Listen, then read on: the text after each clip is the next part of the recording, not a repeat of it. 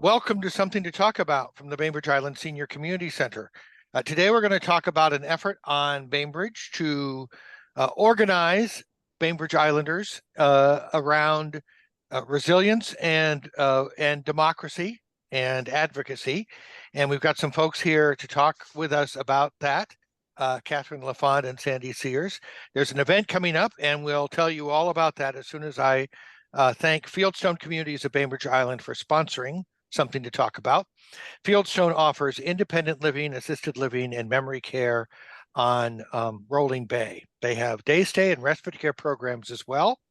To learn more, to take a tour, you can check out their website at fieldstonecommunities.com or call Celia or Jamie at 206-594-1010. And if you let them know you'd like to have a meal in their bar and grill, they'd be glad to treat you to that. 206-594-1010. I'd also like to acknowledge that we are meeting and living on the ancestral homeland of the Suquamish people, the Suquabs, the people of the clear salt water, who have lived on the Salish Sea since time immemorial. We honor them and are learning from them about how to be better stewards of these lands and waters. Kathryn and Sandy, thank you for joining us today. Who would like to start talking a little bit about this effort to organize Bainbridge Islanders? I know we've had a couple of pro-democracy rallies, but I think this is an effort to take that one step further. Kathryn? I'll begin. We're a group of concerned Bainbridge Island citizens that are hoping to build a strong democratic community and purpose on the island through education and activism and advocacy and collaboration. And we might possibly influence other communities to do the same. We're working on our first event, which is called Standing Together Bainbridge Island. And it will be a town hall rally event on June 7th. There we are, 12 to 2:30.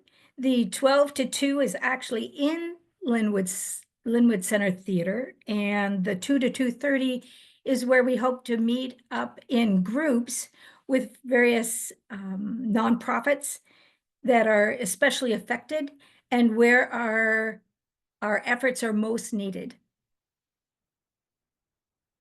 So the idea is to get together both to talk about organizing, standing together, as you say, and then identifying some of the different ways that people might plug into pro-democracy activities.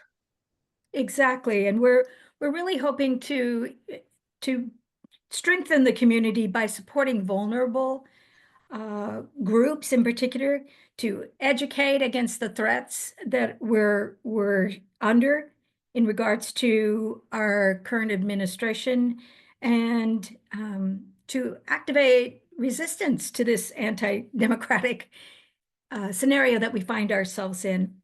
And in addition, to develop that conversation around what is democracy and how we need to show up for what we believe in, for our values.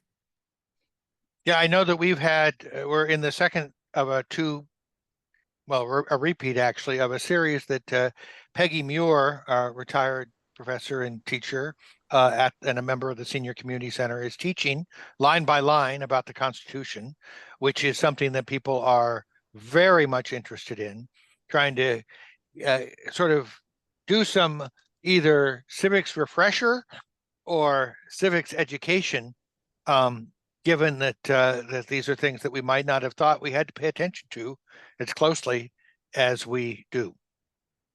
Exactly. I don't know if Sandy, you might talk a little bit about how you got involved and how the group, this ad hoc group that's putting together, Standing Together, which is, as I showed a minute ago on a website, standingtogetherbi.org. What spoke out to you? How I got involved is I happen to know John Kidd, who started this from Third Act and climate activism.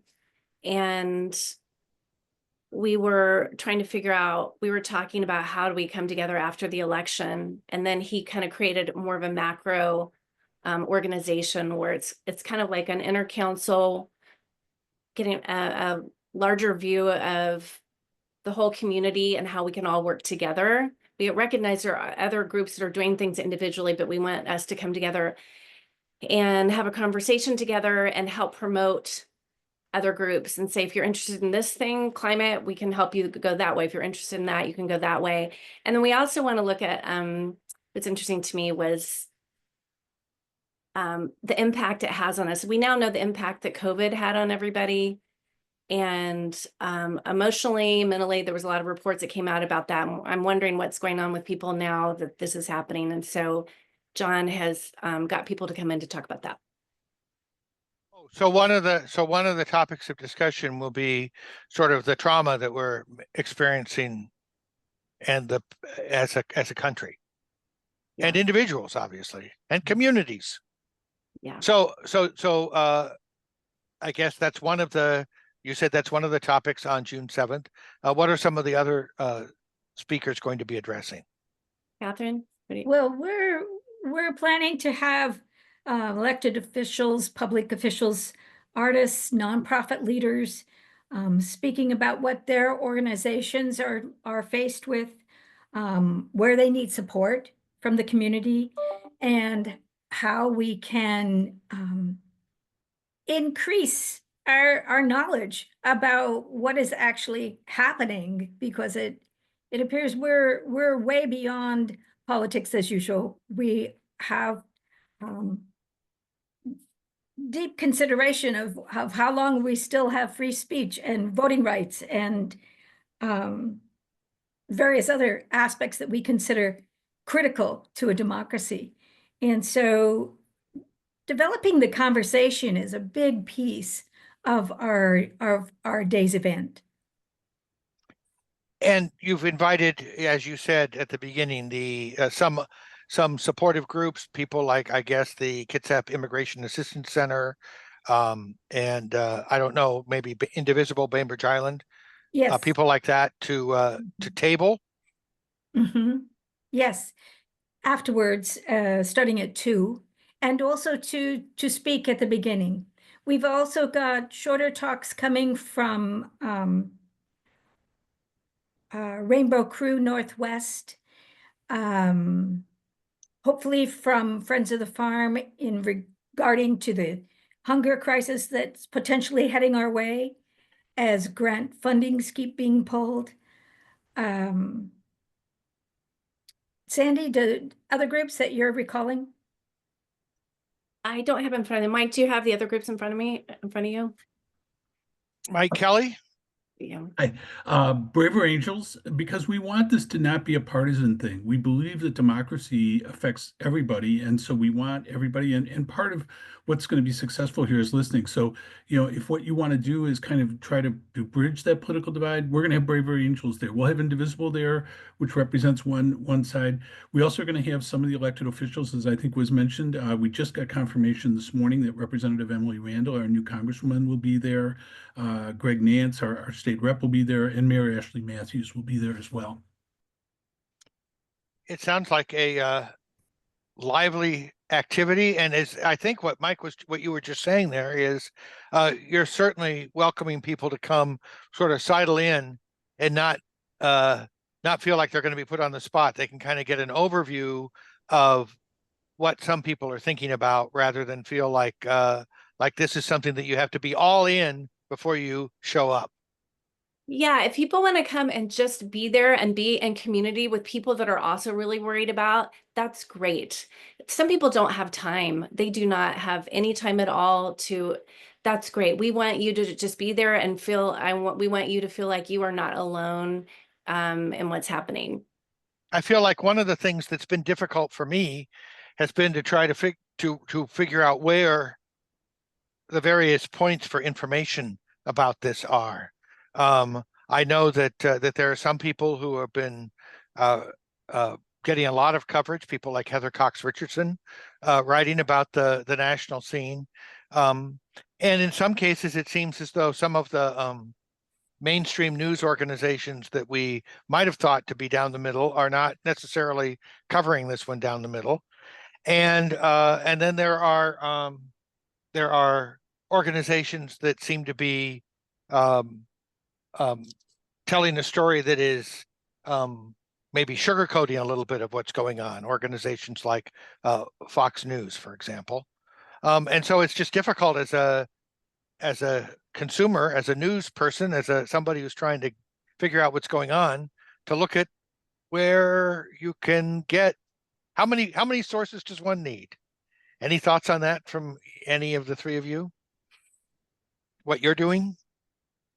Well, I also listen to Heather Cox Richardson at times and try to pull from a number of sources.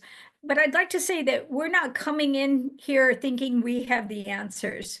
We're really wanting the dialogue to blossom on the island and understand better what groups are most affected, who's actually feeling it and needing support from the rest of us. How do we move forward in action that is productive? There's so much to look at here because it's on every front, and it's happening in the midst of us having a climate crisis at the same time. So anybody else have a source they want to add to that? Yeah, there's a lot of different pieces of information. I'm getting my information ad hoc, and I'm not going to one thing. I think Indivisible Letter goes over some things really well. But I feel like people are frozen, and a lot of people I know are not watching the news because it seems so overwhelming. And I want this to place an event that people come to that they can not feel so overwhelmed by attending, and they can find out more directly what's happening. And I think the mission statement Paul went through, he went through what are the kind of a macro view of all the pillars that are under attack. But I would like, do you mind if I talk about it for a few minutes? Why I think reasons to engage. It might take me a few minutes. Is that okay? Yeah, Everyone? that would be great.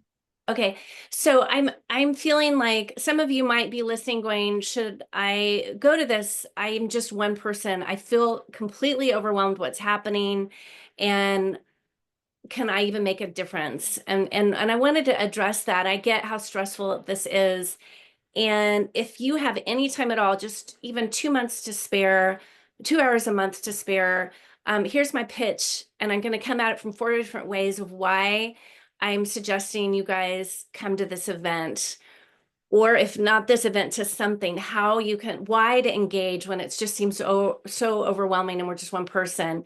And one angle of it, I love it from Rebecca Solnit, is what happens to us, the first one, when we retreat, when we just go like this. And at first it feels really safe, and we definitely need self-care right now. But how she's addressing the balance between self-care and activism. And I love this quote.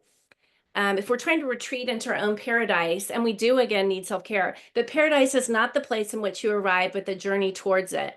The industrialized world has tried to approximate paradise in its suburbs with luxe, calm, volupté, cul-de-sacs, cable TV, and two-car garages.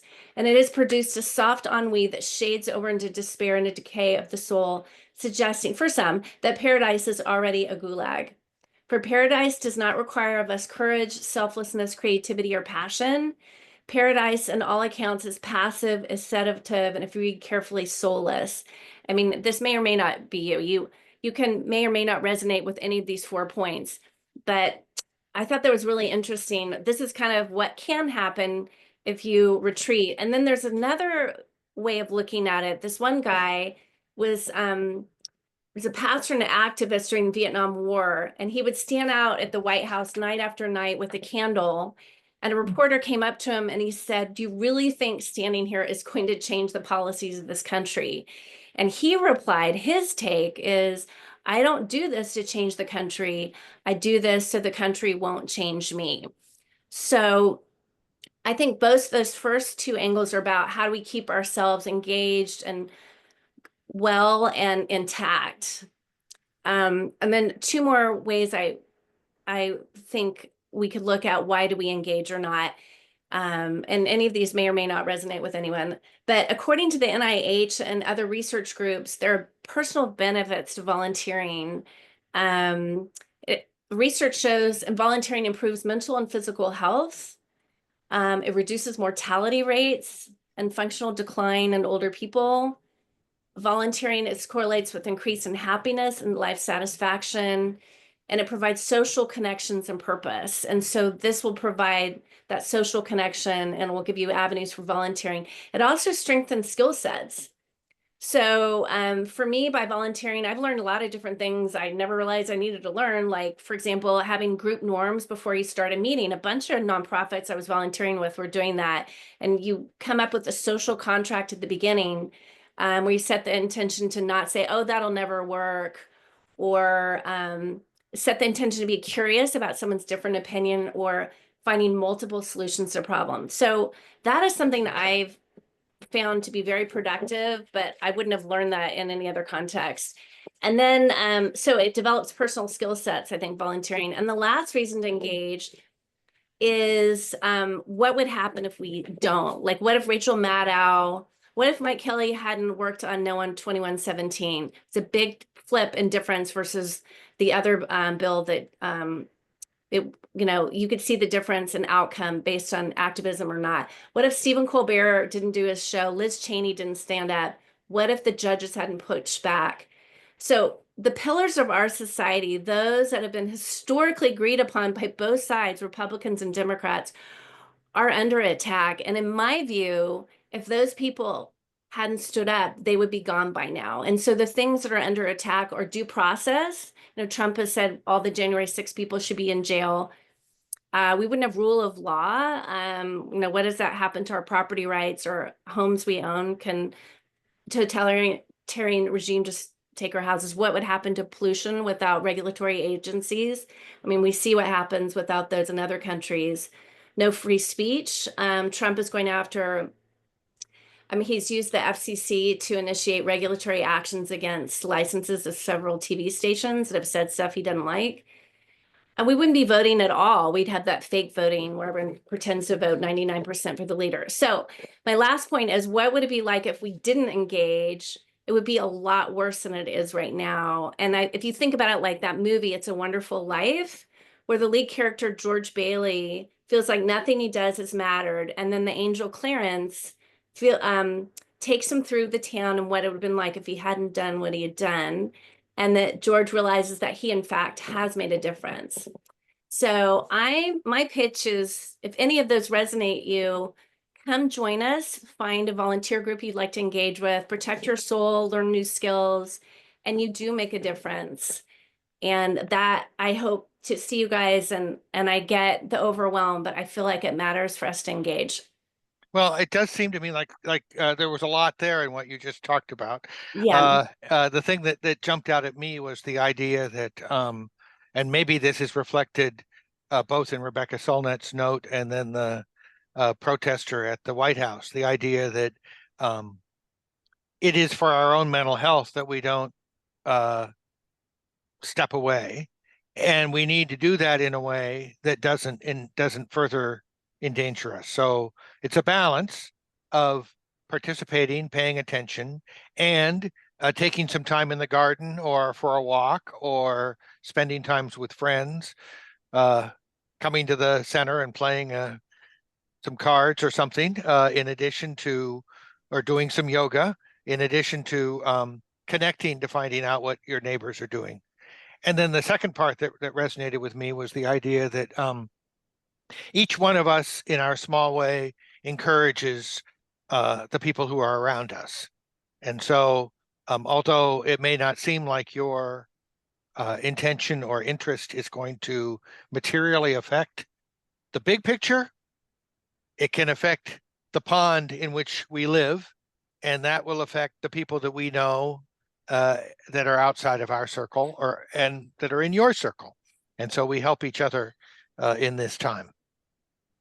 And I do think that we are, by activating politically, that we reduce our anxiety levels. We feel that there's potential for a reset and restart. And this did not happen starting on January 20th. This has been growing.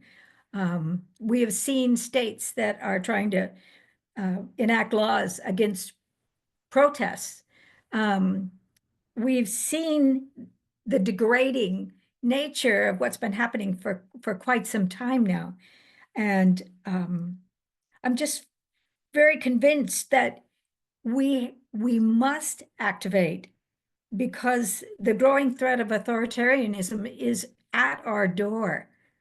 It's not lessening in any way, shape, or form, and we're still at the mercy of whether the courts will hold. So I personally struggle with having an idea that we could do it any other way, that we must begin to show up and find our place in what's being asked of us now. Thank you. So the event is June 7th. I will note that we're going to actually have a little podcast here on June 2nd at 1:30, Monday at 1:30, to talk through Timothy Snyder's on tyranny book and the 20 points that he makes. And I'm hoping that would you like to hold that up again?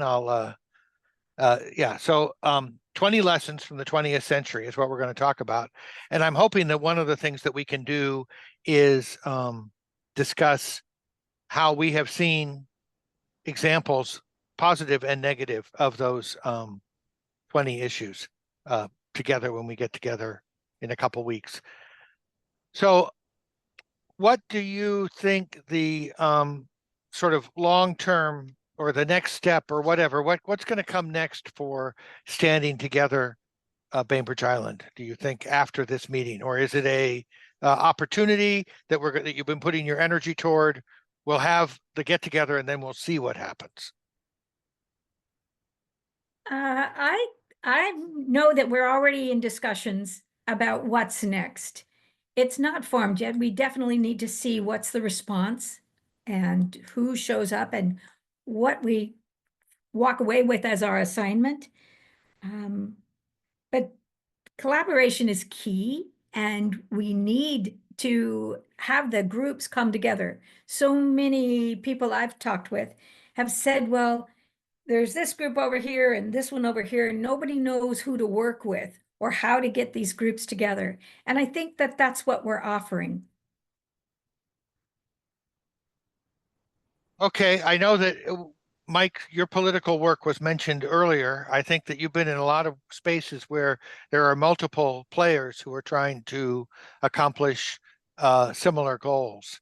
Do you have any thoughts on that issue of dispersed activism? Yeah, I do think what Sandy sort of talked about is really important, which is, many, many people, I think, including people who probably to some extent agree with what the administration is trying to do. They may feel like, yeah, government is too big, it is too efficient, it could use some cuts.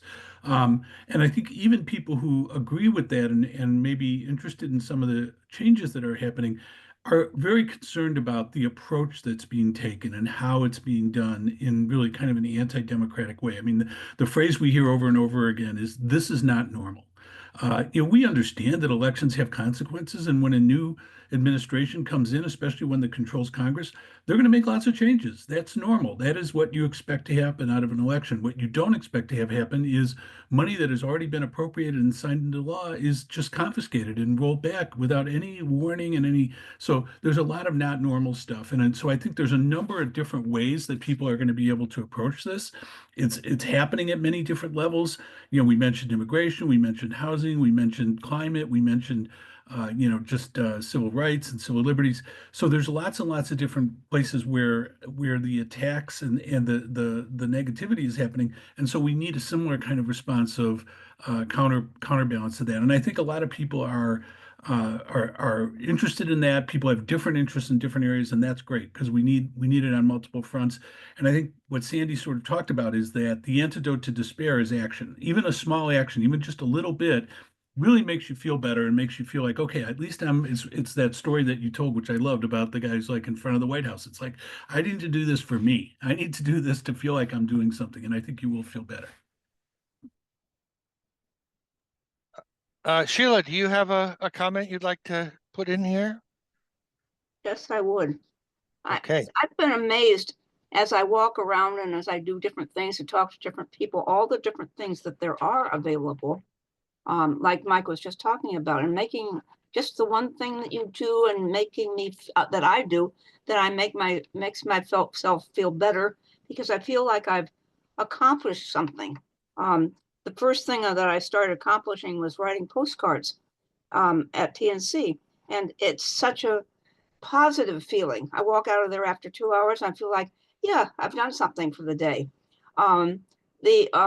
The second thing that happened was talking to Janet and Audie Peterson about the post paper clips of wearing a paper clip, and that happened about a month ago or two. And getting a chance to know about that. That's something that I can do. I can actually put a paper clip on my hat. And then I'm down in San Diego with my family this last weekend, and here my grandson brings this up to me. I don't know, can you see that? It's a sprout. He makes these, but he's not the only one. There's a pile of people down in San Diego who makes these little things.